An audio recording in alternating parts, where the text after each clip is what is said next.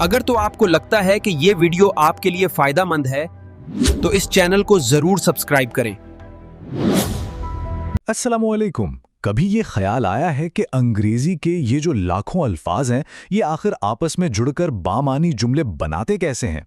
वैसे ये कोई जादू नहीं है, इसके पीछे हैं सिर्फ 8 बुनियादी उसूल। तो आइए आज ज़बान की इन्हीं 8 बुनियादों को, जिन्हें पार्ट्स ऑफ स्पीच कहते हैं, ज़रा आसान ज़ुबान में समझते हैं। ज़रा सोचें कि अल्फाज हवा में बिखरे हुए ज़र्रात की तरह, इधर उधर बेतरतीब, जिनका कोई मतलब नहीं। लेकिन जैसे ही हम इन पर ग्रामर के उसूल लगाते हैं ना, तो वही बिखरे हुए अल्फाज एकदम जुड़ जाते हैं और एक साफ वाज़ेह मतलब बनाते हैं। यही तो ग्रामर की असल ताकत है, ये बेतरतीबी को तरतीब देती है। तो आज हम इसे 4 हिस्सों में देखेंगे। सबसे पहले हम अल्फाज को नाम देने और उनकी जगह दूसरे अल्फाज इस्तेमाल करने की बात करेंगे।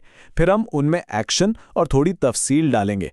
इसके बाद उन सब ख्यालात को आपस में जोड़ेंगे और आखिर में जज्बात का इजहार करते हुए अपनी बात को मुकम्मल करेंगे। तो चलें शुरू करते हैं सबसे पहले कदम से।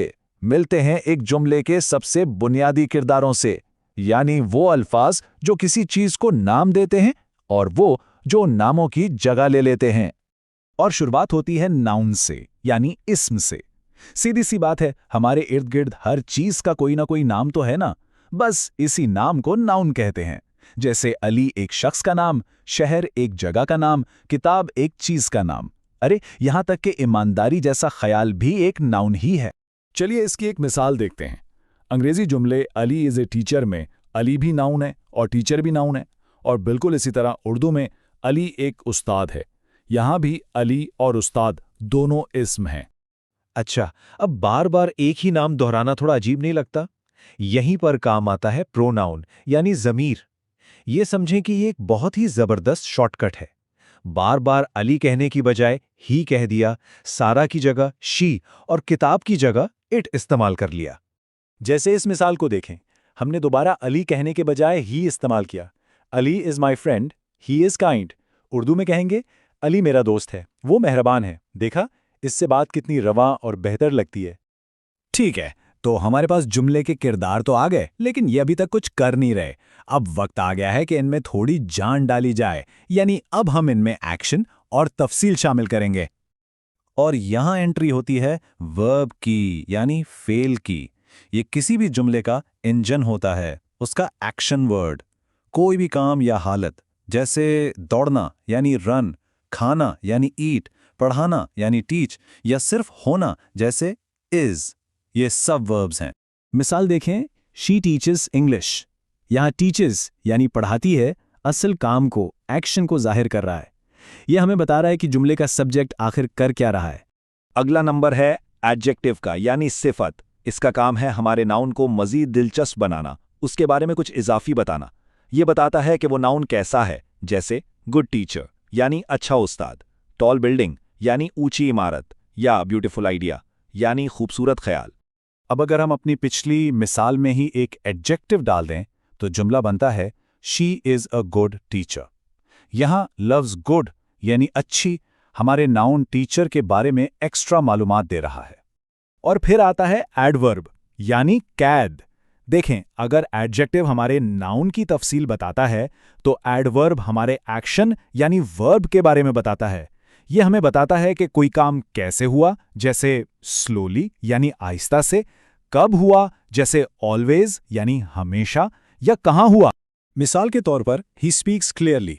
यहाँ क्लियरली यानी वाज़े तौर पर हमें बोलने के अंदाज के बारे में बता रहा है। ये लफ्ज़ स्पीक की वजाहत कर रहा है, जो कि एक वर्ब है। तो आइए इन दोनों का फर्क एक बार फिर साफ कर लें। एडजेक्टिव यानी सिफत का ताल्लुक हमेशा नाउन से होता है, जैसे गुड टीचर, जबकि एडवर्ब यानी कैड वर्ब की वजाहत करता है, जैसे स्पीक्स क्लियरली। बस ये छोटी सी बात याद रख लें, एडजेक्टिव इस्म के लिए और एडवर्ब फेल के लिए।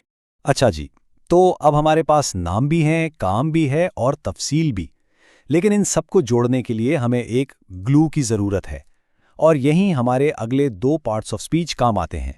सबसे पहले है प्रेपोजिशन या हर्फ़े रब्त। ये एक नाउन का दूसरे लफ्ज़ से ताल्लुक बताता है। अक्सर ये बताता है कि कोई चीज़ किसी दूसरी चीज़ के मुकाबले में कहाँ है या कब है, जैसे इन, ऑन, एट, अंडर। एक बहुत ही आसान मिसाल है, the book is on the cable. यहाँ ऑन यानी पर हमें किताब और मेज का आपस में रिश्ता बता रहा है, यानी किताब की लोकेशन क्या है। और फिर है कंजंक्शन यानी हरफे अत्फ। ये एक पुल की तरह काम करता है जो दो अल्फाज को, दो फिक्रों को या दो पूरे जुमलों को आपस में जोड़ देता है। इसकी सबसे आम मिसालें हैं एंड, बट और बिकॉज। इस मिसाल को देखें, he worked hard but failed. यहां लफ्ज बट यानी लेकिन दो बिल्कुल अलग अलग ख्यालात को मेहनत करना और नाकाम हो जाना एक ही जुमले में जोड़ रहा है। चलें जी, अब हम आ गए हैं अपने आखिरी मरहले पर। यहां हम अपनी बात में थोड़ा जज्बात का तड़का लगाएंगे और फिर इन सब चीजों को समेटेंगे जो हमने सीखी हैं। हमारा आखिरी जुज़ है इंटरजेक्शन या हरफे निदा। ये वो अल्फाज हैं जो अचानक बिना सोचे समझे मुंह से निकलते हैं जब हम कोई शदीद जज्बा महसूस करते हैं, जैसे वाओ, ओ या अफसोस के लिए अल्लास। जैसे अगर हम कुछ बहुत शानदार देखें तो बेख्तियार मुंह से निकलता है वाओ, दिस इज अमेजिंग। ये लफ्ज़ वाओ फौरन ही हमारे जज्बात को जाहिर कर देता है और पूरे जुमले का मूड सेट कर देता है। तो ये हैं वो 8 बुनियादी बिल्डिंग ब्लॉक्स जिनसे जुबान की पूरी इमारत खड़ी होती है। नाउन से लेकर इंटरजेक्शन तक हर एक का अपना एक खास और अहम किरदार है। इनको समझना अंग्रेजी जुबान पर महारत हासिल करने का पहला और सबसे ज़रूरी कदम है। लेकिन असल जादू तो तब शुरू होता है जब ये 8 हिस्से एक साथ मिलकर काम करते हैं। तो सवाल ये है कि ये सब मिलकर जुबान के पूरे ढांचे को कैसे बनाते हैं। अगर तो आपको लगता है कि ये वीडियो आपके लिए फायदेमंद है तो इस चैनल को जरूर सब्सक्राइब करें।